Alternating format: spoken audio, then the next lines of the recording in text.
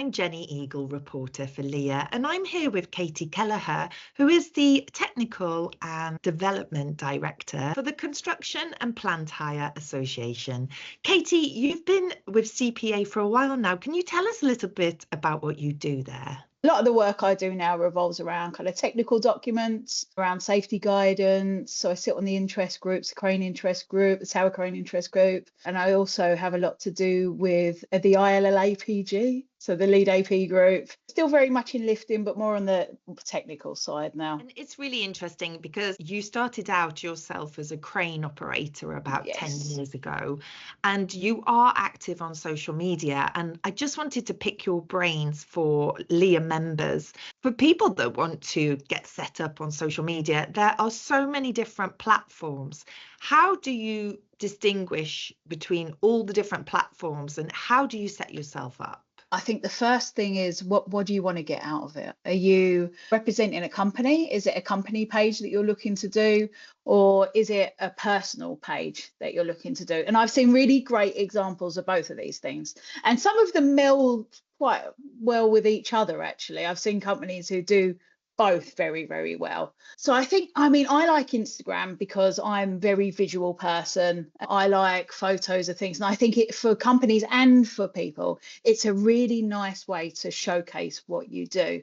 So if you're a crane company, if you're a lifting accessory company, or you're a slinger or a crane operator, you can take photos of these magnificent pieces of plant, these great things that you're doing, and you can talk about them on there. And it's very easy for people to relate to. And you kind of pick up a new market on there as well. So you've got a lot of operators, you've got young people on there who are kind of browsing through. So in terms of, it can be great for recruitment as well, which is kind of an add-on thing. But I think the most important thing is trying to whittle down what you're trying to do with it.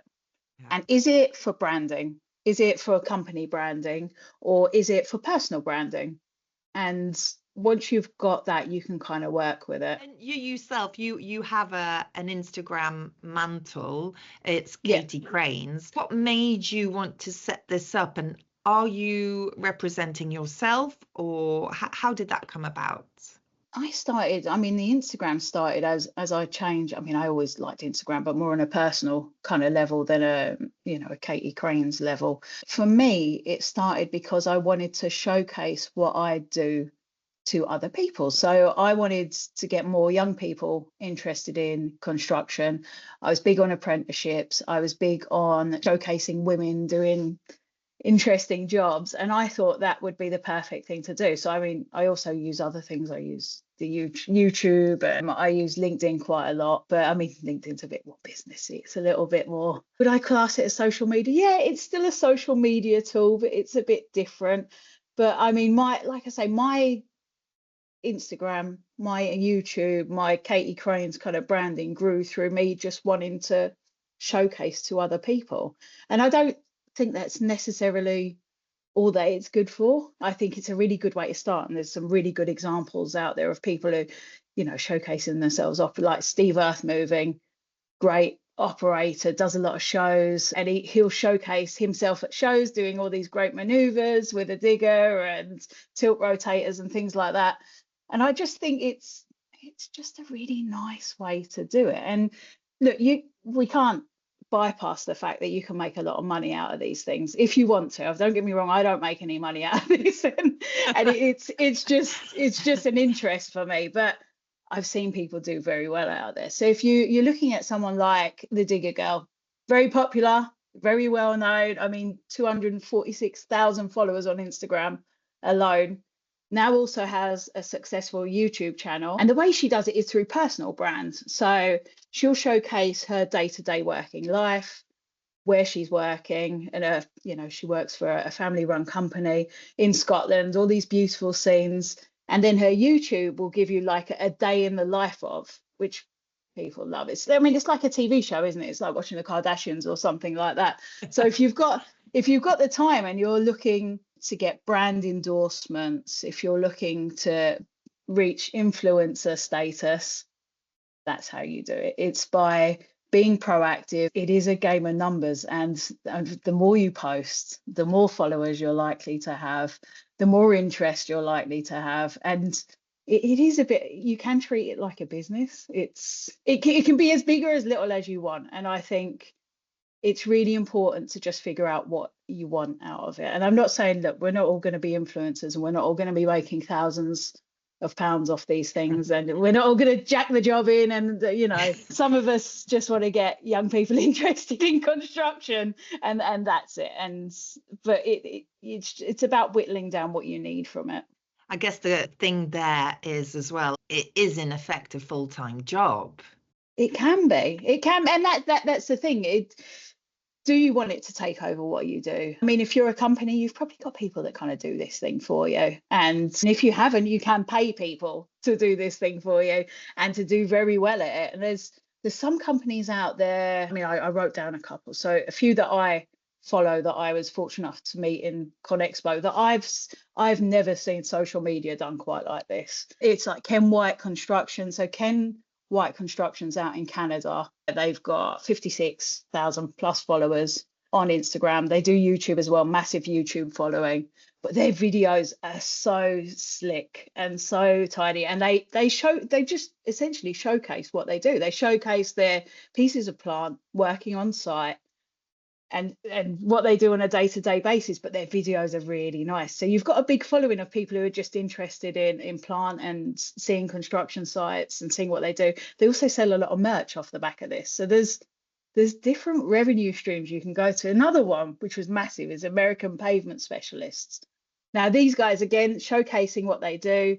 They do asphalt out in America, but it's massive. They've turned their whole crew into celebrities. I've seen them turn up to shows and people are swarming around them, wanting autographs, hats, T-shirts. I mean, they're following on Instagram's 168,000. Again, YouTube, making money. They sell a lot of merchandise. There's kids in their hats. There's kids in their T-shirts. And how far do you want to push it? So if someone hasn't yet started, let's say, on Instagram, what would be your 3 top tips to get started? Company or personal? I think they'd be different. Personal, I mean, what we don't realize is when you're looking at personal Instagrams is it is about branding as well. And even I have some branding. I mean, the pink hair, the glasses, the stickers, it's all kind of there, Yeah. And it's who do you want to portray and who do you want to be? And, we know that people aren't always as they seem on social media, and they're not always as happy as they seem on social media. But for me, it's to think about your personal brand and what is it you want. Have you got a podcast? Have you got a YouTube? Have you got something else running behind that you kind of want to push as well?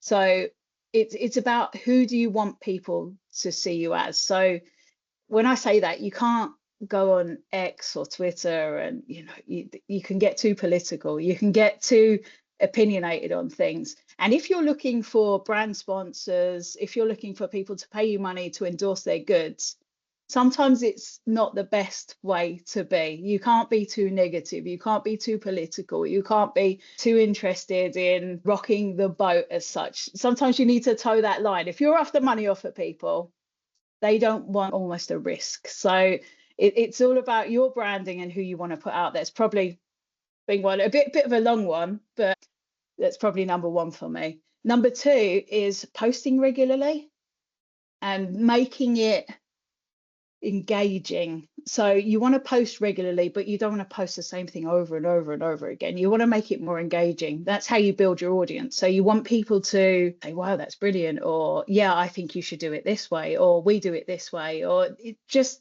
a question to get them started. And number 3 is good content. Good content. It's important to have good quality photos.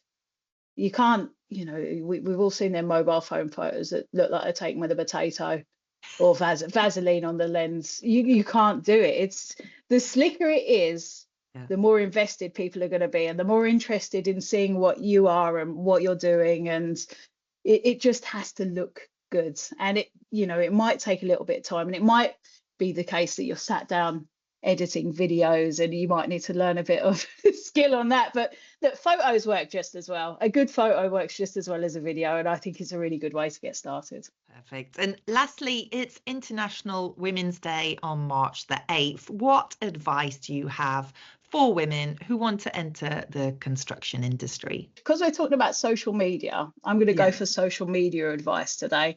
And I think it's to look at these fantastic role models on social media who are showcasing what they do, to try and figure out what you want to do. And I receive a lot of DM messages asking me, how do I get into it? What do I need to do? You can often talk to these people. They're very relatable.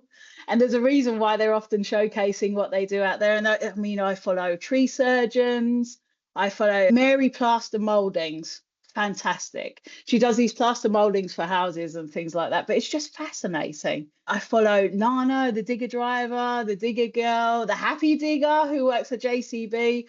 And I think that's a really nice way of seeing what the industry is about, seeing what people are out there and what they're doing. So I think as a woman in construction, sometimes you can feel a little bit isolated. You might go on a construction site and you might not see another woman, and you might never know another woman who operates a crane, operates a digger, does any of this. But social media kind of opens that world up to you. So if you're a woman interested in getting into construction, check your social media. I didn't even go into TikTok. Check TikTok. TikTok's great as well. And another video platform. Check out what people are doing. Drop them a message if it's something you're interested in doing. I'm sure they'll help you. Well, I'm definitely going to go out and start following the people you mentioned there. And thank you very much for your tips and for your time today. Thank you. Thanks for having me, Jenny.